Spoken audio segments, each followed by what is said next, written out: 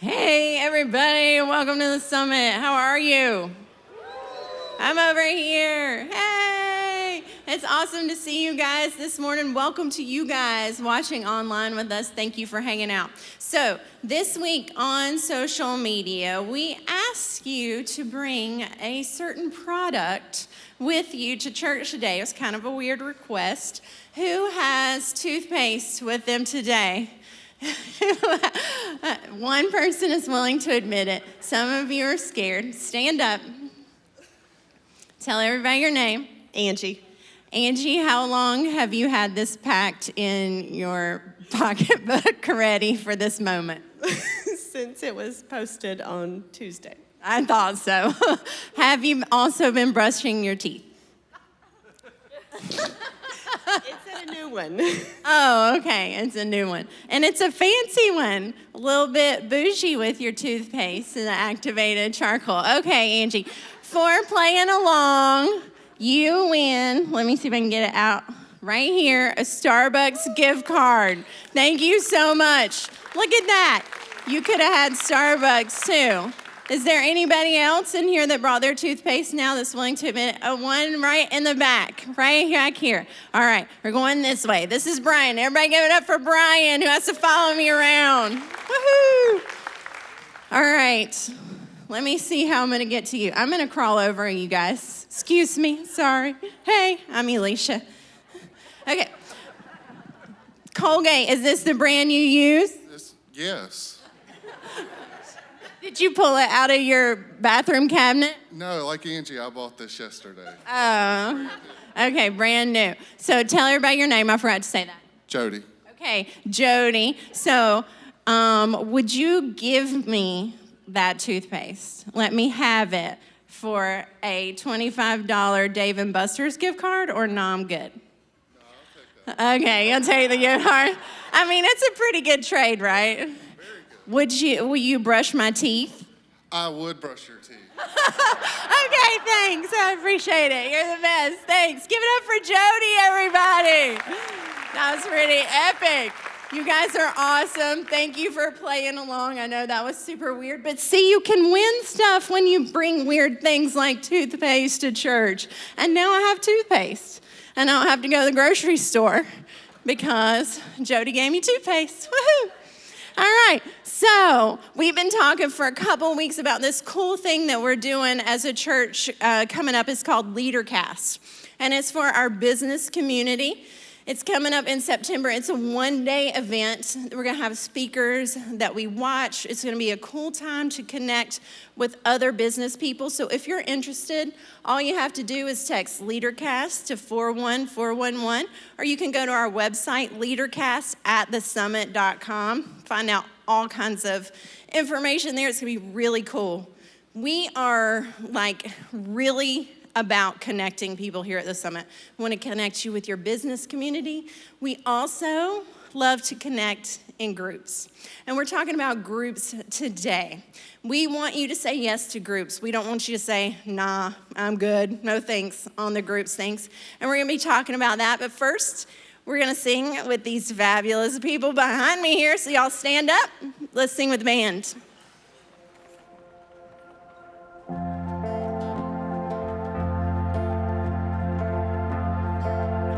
Come on, let's sing this together. Who am I that the highest King would welcome me? I was lost, but He brought me in His love for me. Oh, His love for me. Come on, sing it out. Who the Son sets free, oh, is free. I'm a child of God, yes, I am.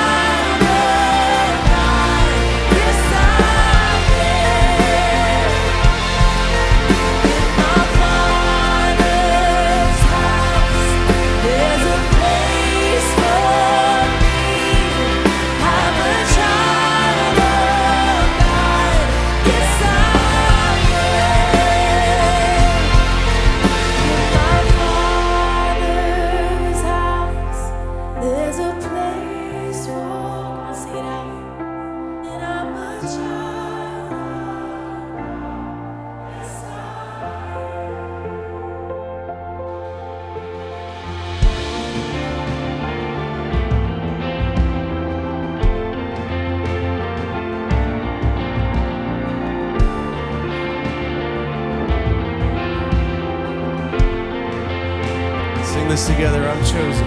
I am chosen, not forsaken. I am who you say I am. You are for me, not against me. I am who you say I am. Sing that out. I am chosen, not forsaken. I am who you say I am. You are for me, not against me. I am who you say I am.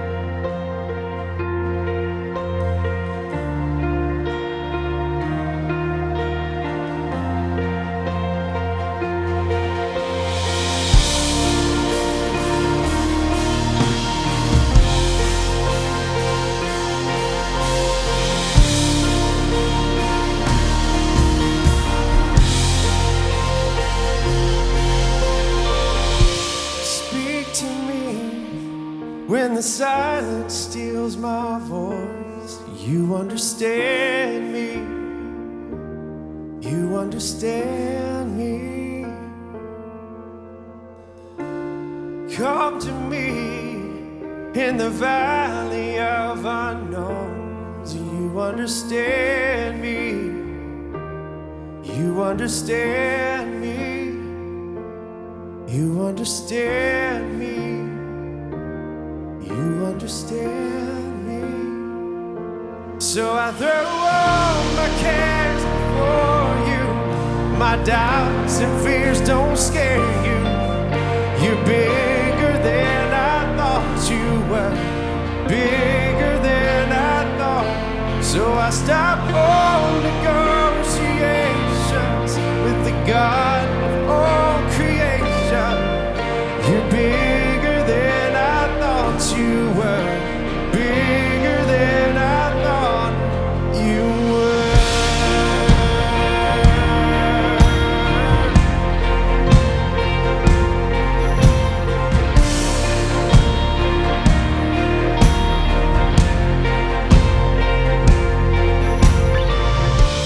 I believe, but help my unbelief.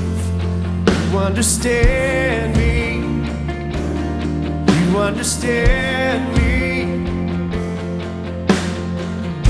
So help me reach the faith that's underneath. You understand me. You understand me. You understand me, God. You understand me. So I throw all my cares before you. My doubts and fears don't scare you. You're bigger than I thought you were. You're bigger.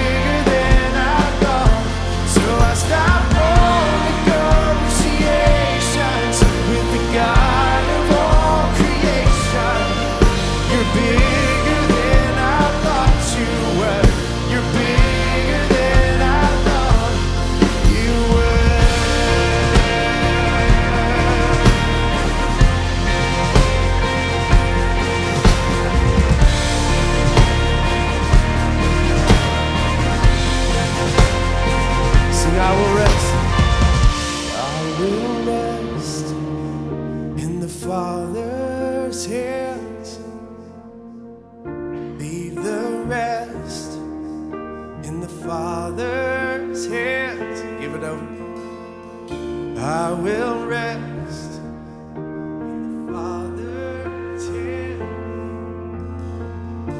Leave the rest in the Father's hands. I will rest in the Father's hands. Leave the rest in the Father's hands. Find your rest. I will rest in the Father's hands. Leave the rest in the Father's hands. So I throw all my cares before you. My doubts and fears don't stand you. You're bigger than I thought you were. You're bigger than I thought. So I stop all negotiations with the God of all creation. You're bigger than I thought you were. Bigger than I thought. Oh, you're bigger than I thought you were. You're bigger than I thought you were.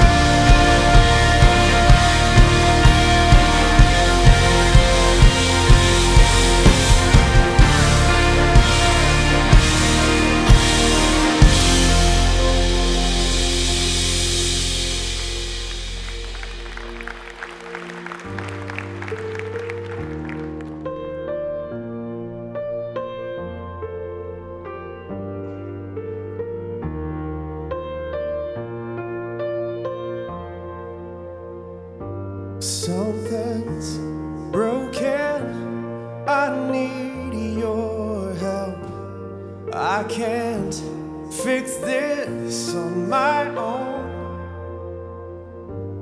My heart is prone to wander far, but you call me back to your arms, and I fall at your feet again. Here's my heart again, Lord, I am yours. And I run with my chains undone, all because the love that you have shown. When I hear mercy calling, it's at your feet I'm falling. Oh Jesus, I surrender all.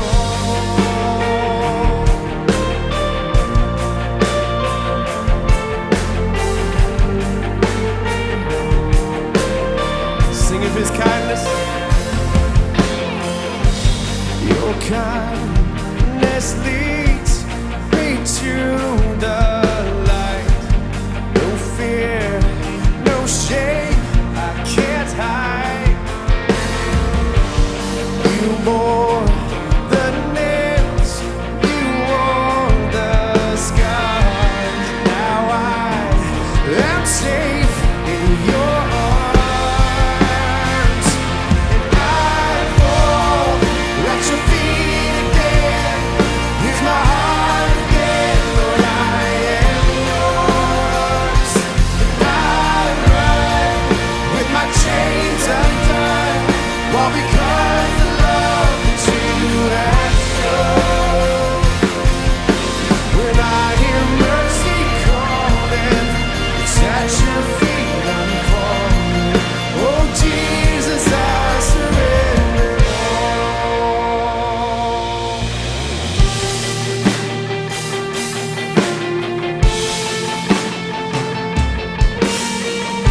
Let that be your prayer today, that we surrender our lives to him.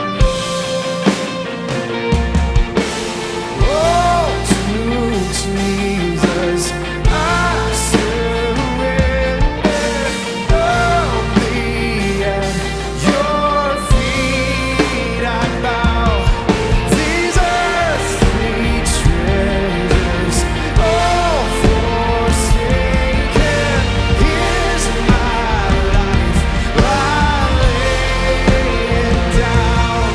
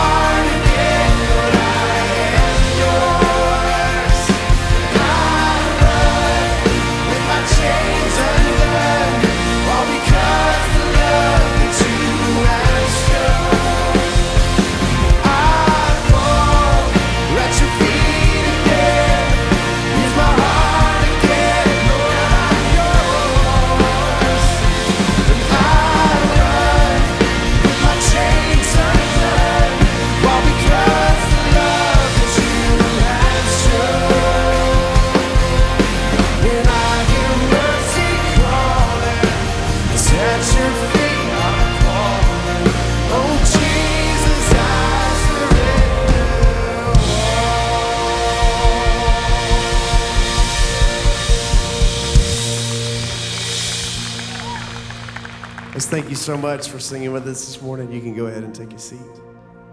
Now, throughout this Not I'm Good series so far, we've seen a story from someone just like you. And today we've got another awesome one we want to share. So everybody check out the screens. I remember the first time I walked into the Kernersville location, I must have been greeted 100 times going in. And I thought, well, what a really friendly bunch of people. I've got to come back and try this again. My wife and I attended Kernersville for maybe most of a year until the summer that Jamestown had just opened, and we thought, why not go to Jamestown because it's closer? There was an usher who came around every Sunday, and eventually he started saying, why don't you serve? Wouldn't you like to do something? He said, you can have my job if you want to. Just, hang around and greet people. Well, we started at the summit 2 years ago. We moved up here, made the big move, and we started attending a small group in the fall. And that small group stopped, and then when they started the next series in February, we decided, we need to, open our home, and we started meeting and inviting people to come. When we were at the summit, every time we came, even when we visited, there was this man that was always at the door. We didn't know his name when we first came, but even if we only came every few months, Walter was at the door. I had been experiencing some health issues. I'd had heart surgery, and while I was recuperating, there was a message that I was getting at least weekly from Bridget and Norm Scalina, just almost like clockwork. I was getting, you're in our prayer request and we're praying for you. And honestly, I had no idea who they were. We had heard Walter was not there. He was missing a week or two, and we thought, oh, he's on vacation. But when we asked, they said he was really, seriously ill. He was going to have open heart surgery. So we, of course, told our small group about that, and we added Walter to our prayer list. Yeah. We followed along, asked people how he was doing. We sent cards and, checked on him. But we really didn't have a personal relationship with Walter other than seeing him every week. For a while, my wife and I had been attempting to try to find a group or to try to find a time that fit for both of us, and because of her schedule, it just wasn't going to happen. Our small group director, Tanya, had told us about a gentleman. She said, Walter, he's looking for a small group. Walter had not been in a small group, and he said he would try it, but any group that met on Monday, Wednesday, or Friday. Not Tuesdays, yeah. Specifically. And our group met on Tuesdays. And our group, met on Tuesdays. But Tanya talked to Walter, and she said, Walter, maybe, you should just think about this. And I thought, all right, let's give this thing one more try. And then it dawned on me, I said, these are the people I've been getting all the messages from. In August, we had a little get-together dinner before we started the small group series, and he came, and he's been a faithful member ever since. I went, and I guess most like everybody out there that's listening to this and watching, you're thinking, I don't know if I want to go be around a bunch of strangers. I feel ill at ease, and from the time I walked into their home, I felt like I had known everybody there for my entire life. It's really kind of nice to get to know the person that you meet every week as you're walking in the doors, but then, we got to meet the real Walter, which is exactly the same, but it's really neat because then you get the insight. Yeah, get to know him as a person. From my perspective, the best part of being in a group is the people. Why not give groups a try? What's the worst thing that can happen? You go, you're not happy with it, and you get to leave. Sometimes the worst regrets are regretting things that we never tried. So about 2 weeks ago, Walter looked at me in the eyes, and he said, today is the last day you can ever talk about me from a summit stage. And I looked back at him, and I said, nope. And the reason I keep saying no, and I keep talking about Walter, is he says awesome stuff like this, that sometimes our worst regrets are the things we never tried. That's quotable. That's so good. And it made me think about regrets and regrets from my own life. And I have a lot of regrets when I was younger. And I could go into a lot of those, but I won't. But I will tell you about one particular area that I have regrets with, and that's the area of exercise and nutrition. You see, when you're younger, you think you can get away with doing whatever, right? I mean, at least I did. I watched Rocky III one time, and I started working out like Sylvester Stallone and thought I could look like him, which obviously that happened. But I didn't really have a proper understanding, education on what it meant to be smart with my nutrition or my exercise. By the time I got in high school, one of my greatest accomplishments was being able to eat a whole medium pizza by myself. And that doesn't translate long-term to a very healthy body. Body by Domino's is not what any of us say. Sign me up for that. But I spent my life kind of going in and out of the gym. You get motivated in January, and then by mid-January, you're not so motivated. And so I tell you that to say, fast forward to the age of 32, 13 years ago, you do the math. Yes, I'm 45 years old. And I found myself about 40 pounds heavier than I am today. I had jacked up cholesterol, and I had very high triglycerides, and I had a doctor look at me and say, you better do something. You know, you're going to be in trouble. And so it got my attention, and I began to surround myself with people who prioritized exercise and nutrition, and I began to learn, and slowly but surely I became more healthy. I began to put in the work and the discipline that it took to do that. And then over the years, that's only gotten more so that way, to where last year I began to have a nutrition coach for the very first time. And he helped me navigate what it meant to put the right amount of macronutrients in my body, which I really didn't know what macronutrients were, but I found out they're what you typically eat: proteins, fats, and carbohydrates. And so I began to learn what I needed to put in to fuel the machine, and begin to look at food as fuel, not food as just pleasure, which sometimes it just still needs to be pleasure. But I got kind of past that mindset, and I began to see, whoa, there's really good results and really good health results that come along with that. And I saw the value in it. And my only thought has been, I wish I had learned this sooner. Now, your regrets may not be the same as mine. And like I said earlier, I have plenty of them. But you all have regrets. We all have regrets. Like maybe that special tattoo you got in a special place during spring break of 1999. I mean, none of us probably have that, but we know people. We've seen it at the pool this summer, right? It's like, whoa, that's regrettable. There's also the special relationships that we jump into, right? The girl looks good, guy smells good, which is a plus. And we think we need to go, and the people around us say no, no, no. And we jump into it only later to find out that the people saying no, no, no were right. But then there's also maybe something on a more everyday level. It's like the hurtful words we said to that person in our family or that friend, and it was one sentence that was like a wrecking ball into their life that now you're still experiencing the consequences of, that you wish you could take back, but you just can't. And you have regrets. And regrets really are boiled down into two categories: the things I wish I had done and the things I wish I hadn't done. Now, the three things I just mentioned are things I wish I hadn't done or we wish we hadn't done. And I really don't want to talk about those today. I really want to talk about the kind of regrets Walter was talking about, where are really the things that I wish I had done. Like as a kid, some of you can relate to this. As a kid, you always want to be at that next stage. When I was 9, I remember someone asking me, how old are you? Well, they always thought I was like 6, which I didn't like. And I would say, I'm 9 3/4. You know, I wanted to make sure they knew I was almost 10. I'm getting there, right?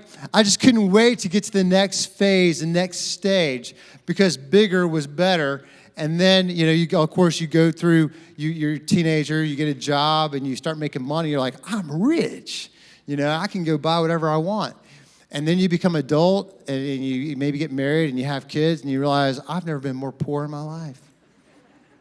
Everybody takes my money.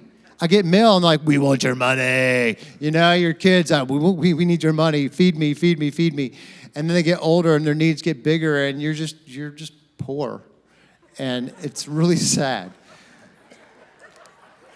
And then, some of us, we are teenagers, or we were teenagers. And teenagers are special creatures, aren't they? Yeah, I've never seen anything like the selfies that teenagers can take. It's all the different angles to get it exactly right. Some of you are like, I'm an adult and do that, right? But it's amazing how self-absorbed I've seen some of the teenagers in my life be. At the same time, I've seen some that have done some great things. But for me, I was pretty self-absorbed, concerned about what other people thought about me. And some of you, maybe you can relate to that. So self-absorbed where I missed a lot around me. And I wish I could go back and do it differently, but I can't. And then it's like being a single adult and looking for Mr. or Mrs. Right. And the whole time you're doing that, you're like Mr. or Mrs. Desperate, which when you're Mr. or Mrs. Desperate, you don't really go about finding Mr. or Mrs. Right, because Mr. or Mrs. Right isn't really looking for Mr. or Mrs. Desperate. And instead of working on becoming the person you want to attract, you just kind of find the people that you really don't want to attract because you're so desperately searching and hunting instead of preparing. And some of you wish you could go back. Or it's like becoming a person who is a parent. And that's fun. That's an amazing experience, right? And your kids get older and they begin to be able to do cool things like walk and talk. And it's almost like, please stop talking. But they get to do other things like sports. You get to go watch them in their sports games or play in their band concerts. It's like, wow, this is amazing. And they may have special talents. And maybe you dedicate a lot of time and it's great. But it's real easy as I get older to neglect the partnership with the local church because we see it happen all the time. I was a youth pastor for 17 years, and I would watch people that would neglect the partnership with the local church because they would be on a ball field or doing something else, which, can be a lot of fun. But then the kids get to like 16, 17, and 18, and I can tell you this. An 8-year-old is a lot easier to influence and then later influence as a 16-year-old rather than starting at 16 or 17 or 18. And over the years, I've had people come to me with their teenage kids that I have no relationship with and say, fix them, please.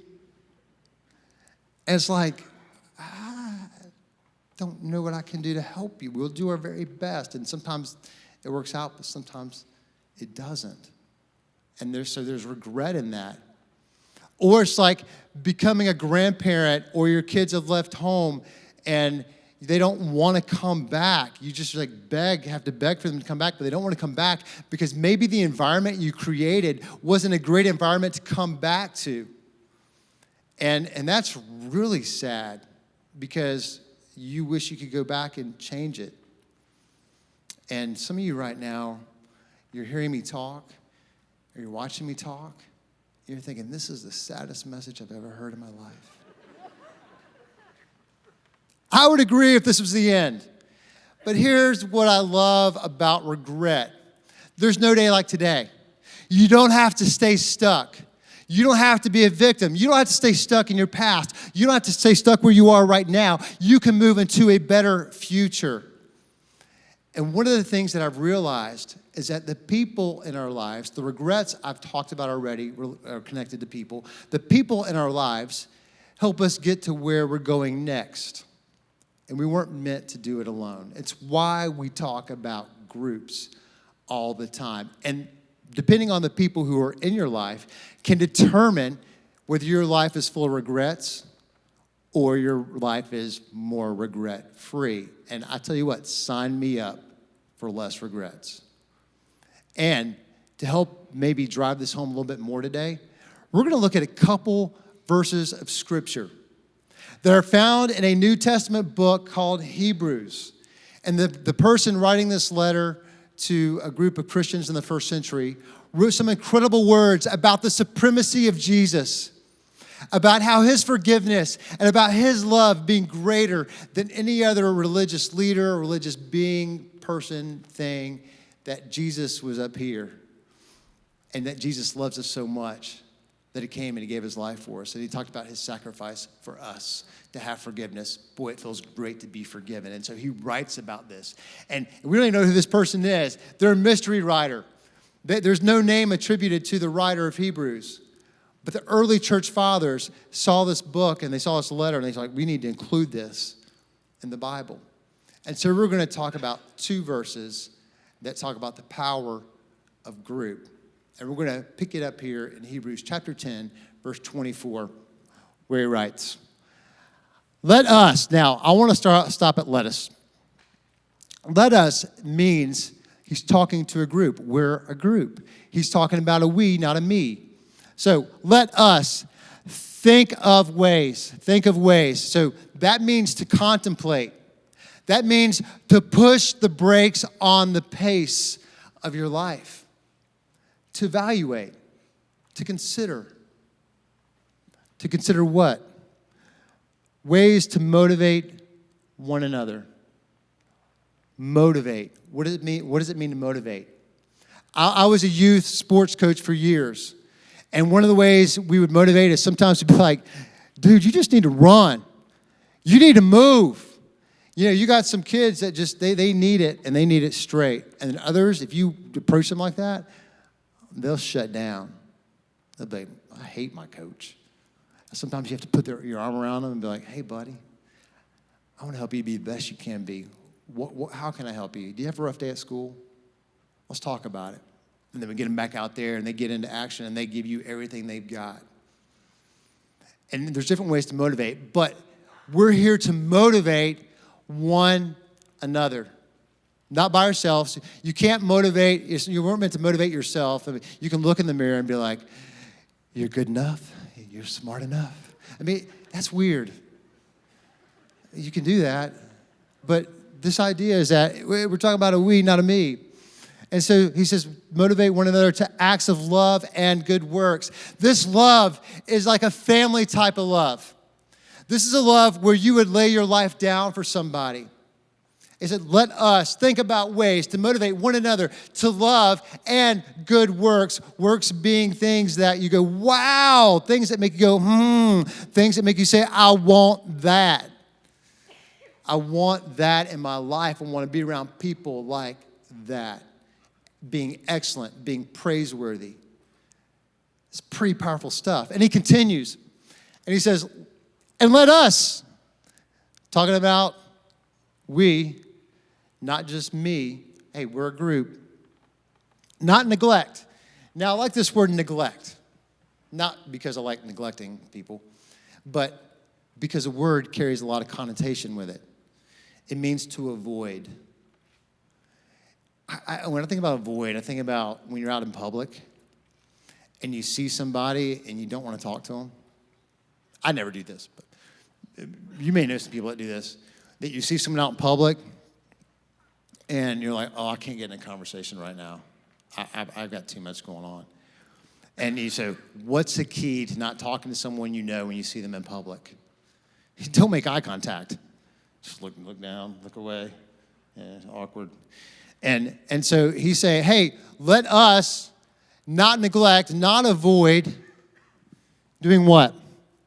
Our meeting together. That means getting together physically, being in physical proximity with one another. And I started thinking about this, like it's real easy in the world we live in to just make everything be online. And online is great. If you're watching, I mean no disrespect to you because online is an amazing way to connect. I mean, some of you are on vacation right now, you're able to watch online, and I love that. Some of you are sick right now, you're able to watch online, and I love that.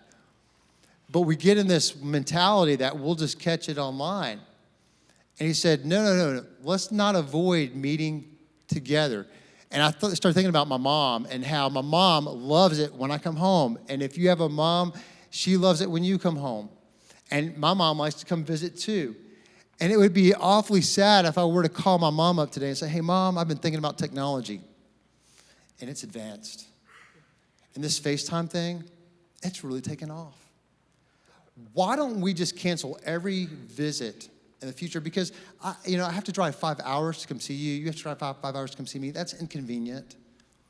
Why don't we just FaceTime at Thanksgiving and Christmas and for the kids' birthdays? We don't need to see each other. What do you think Mama would say? She'd say, "What you talking about, Willis?" She'd be like, "No. Are you smoking crack?" She probably wouldn't even entertain it. She'd be like, "No, we're not doing this. I'm coming to see you now." But he said, hey, don't avoid meeting together as those people, as some people do. Some people say, nah, I'm good. But encourage one another. What does it mean to encourage one another? Sometimes we think this is just a feel-good word. Sometimes it means to correct. Sometimes it means to say something like, you can do it. I mean, it means, hey, you got this. You've got what it takes. Or to teach. And you have something, I have something, we have something that's valuable to offer to other people. In a group.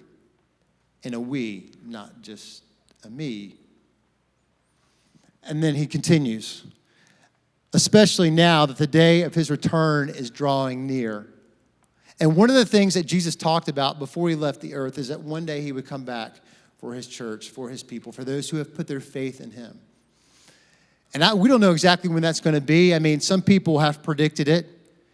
And guess what? 100% have been wrong. Because we're still here. And people will still try to predict that day. And be like, wrong. It's just going to happen one day. We don't know when it's going to be. But let me tell you this. We all know that it's going to happen. And the other piece is we're going to have our day where we pass away. Where the end will be there for us. And what he's writing is saying, don't neglect the fact that your time is limited. There's nothing like a funeral to remind us of that. That I have limited time. To help us think about what's most important now. And when I see this writer and I see these words and I think about the idea of being in group, what I see is that there is power in proximity with one another. There is power in proximity with one another. And it makes me think about how the power is to grow me, to grow you. When you get around other people who have different backgrounds and different perspectives and different ways of looking at life, it helps us to be grown. It expands our perspective. It expands our horizons. We can see things like maybe we didn't see them before, and people can speak into it like maybe we haven't been spoken into before. There is power to grow you, but then there's also power to grow others. We oftentimes think, what's in it for me, me? But you have the power to help grow someone else with your story and with your faith. There's power to celebrate each other's successes and struggles, to say, I can help you in your struggle. And Pastor Jonathan, in the last couple weeks has said something that I think is extremely powerful. It's a quote from a guy named Trevor Barton, who's a pastor at a church in Kentucky.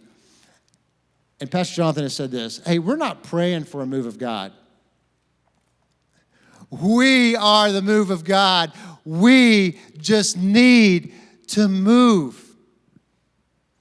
And what I love about this series is it's all about movement. It's all about taking a step forward. But the question we have to consider, we need to ponder, is what if we don't move? What if we say, nah, I'm good. I've been hurt in groups. Well, I can tell you, I've been hurt in groups. I have been. I've been hurt in my family. I don't quit my family. I quit. You guys are mean to me. No. You might say, well, I'm uncomfortable meeting new people.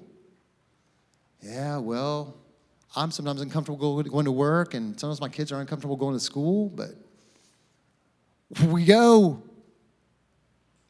We've got to bust through it. Or, I'm burnt out. Okay, let me say this. Most groups, you're probably looking at max 2 hours, a group meeting, and if it goes longer than that, you need to say something. Like, this is too long, right? You need to stop talking so much. You got those people, someone's in group, like, shh, stop. We know all about your family and your life. We got 10 other people here. No, don't be rude. But you're burnt out, but you're not burnt out on groups because it's like 2 hours a week max if you meet every week. And that's like 1% of your week. You're burnt out on other stuff. But what if we don't? What do we miss out on? Well, we miss out on the power of proximity to grow me and to grow others. We miss out on being known and knowing others. We miss out on being helped in our singleness, being helped in our marriages, being helped in our parenting. We miss out on people celebrating us when we succeed. We miss out on people helping us when we struggle. We miss out on so much community and belonging, but we don't even know it sometimes. And I think that what if is a pretty compelling reason to say, you know what? Whether I've been hurt or I'm uncomfortable or I feel burned out, I'm going to say yes to groups. I'm going to give them a chance. Because if you don't hear me say anything else today, there's something powerful about this. Being known and knowing others. And that's what we want for you. To be known and know others because we know there's power in this kind of proximity.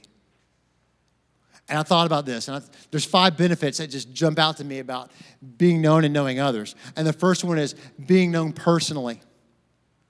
It's incredible when you see someone move from just being a face in a hallway, being a face on a patio, being a face you see on your way in and way out. Let me say, that sounds really boring to me, just walking in and out of this room or in Oak Ridge or in Jamestown every week, kind of like the old Dunkin' Donuts commercial, time to make the donuts, in and out, in and out, in and out. You need to spice up your life because you know what? There's some crazy people out there that are dying to meet you. And I mean, you get in the group with them and they like say crazy stuff. You're like, wow, this is not boring. This is awesome. Yeah, no, that's not really a good selling point. But we want to help you move from being a face to a friend. Think about that for a second. Move from being a face to a friend. It just sounds so much better than just seeing a bunch of faces. When someone knows your name, when they call your name, they call your name and they say, hey, Tyrone, or David, or Kenneth, or Jamie, or Jenny, or Brooke. There's something powerful in that. It captures your attention when you hear your name. You're like, what? Because it means somebody knows you. Somebody noticed you. Another benefit is knowing others' preferences. My small group, my couples group, they love coffee. We had one group meeting this past spring. They drank 4 pots. They're over there like, yeah, this is a great group.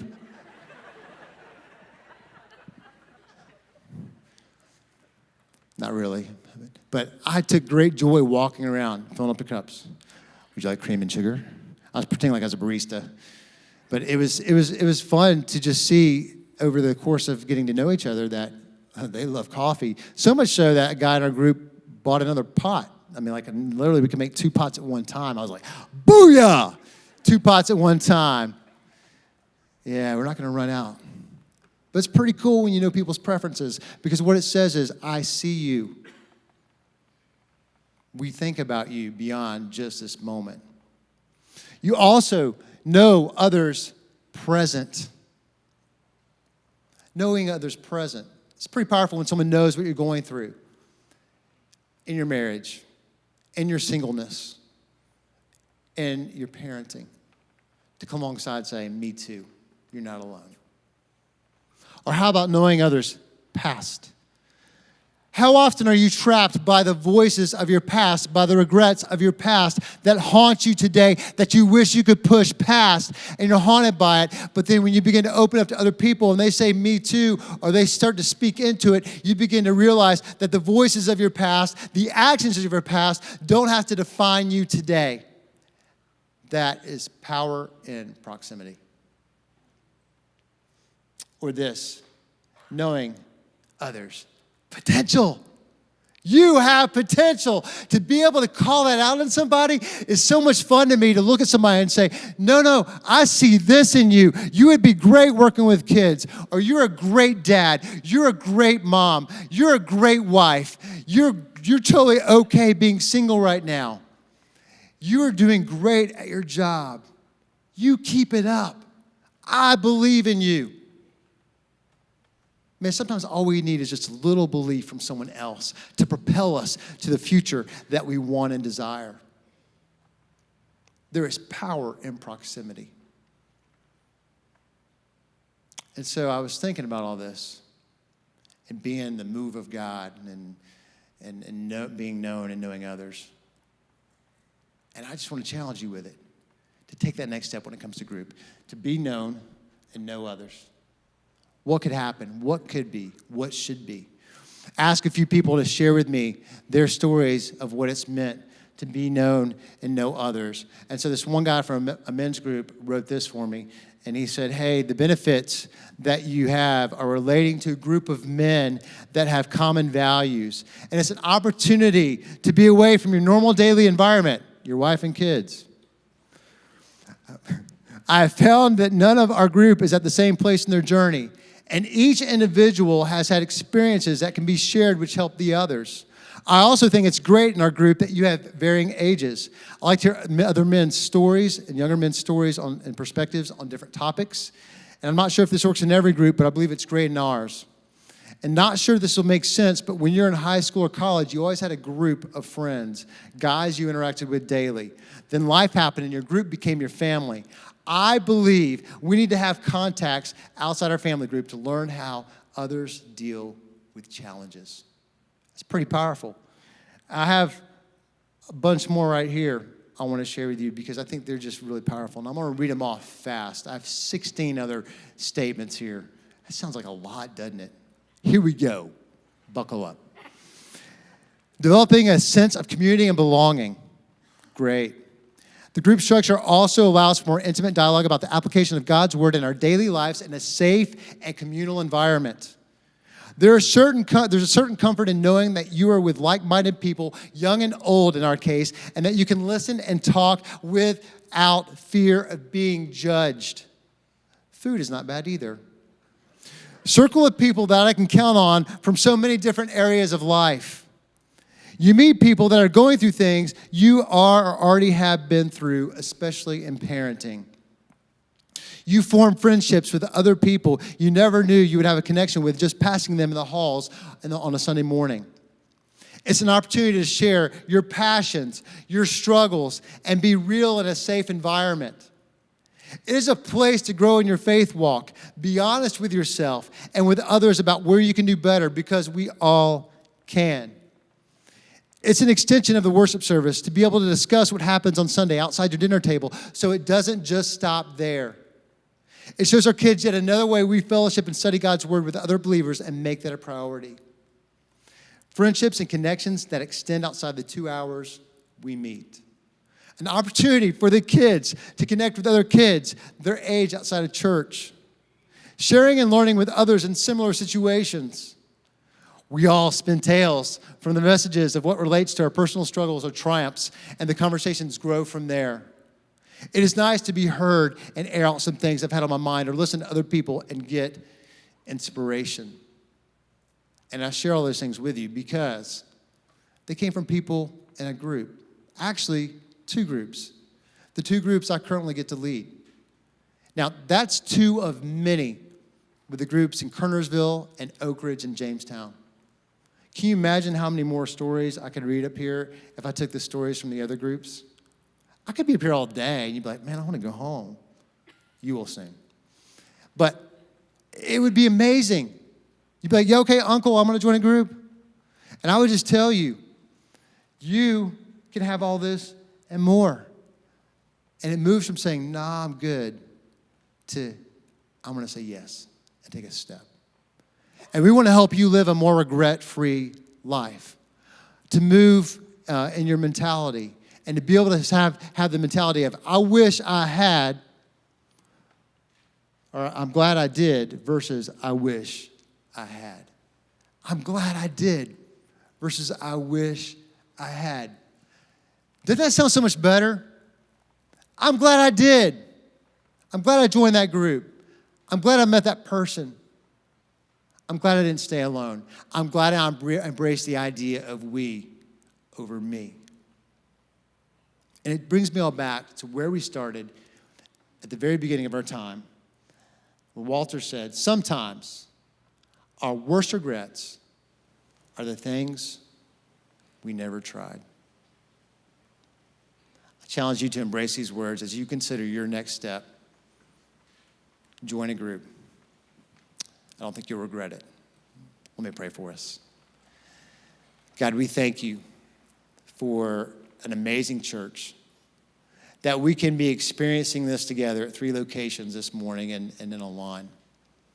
And I pray, God, that you would help the words from the songs we sang. You're bigger than we thought you were.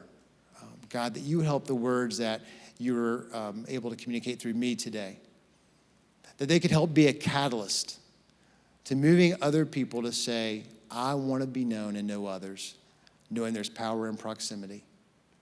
God, we thank you for being with us and for us. I pray this in the mighty name of Jesus. Amen. Thank you, Brian. That was awesome. I appreciate it. I am a huge fan of groups myself. I had several years ago, James and I have been in groups since the first day of the summit, since it first started. We love groups. So years ago, and I'm not going to tell you how many years, Brian is braver than I am to tell you how old he is. A girl took a chance on a group with us, knocked on a random door in a place she had never been before, and I opened it up, and she is one of my closest friends today because she said yes to come in to our group, to a room and a home full of people that she'd never met before. I have people that I've been in groups with that now go to Oak Ridge campus, and although I don't see them every day, there's a bond there. And when I do see them, it's like, oh, you were there when my kids were born.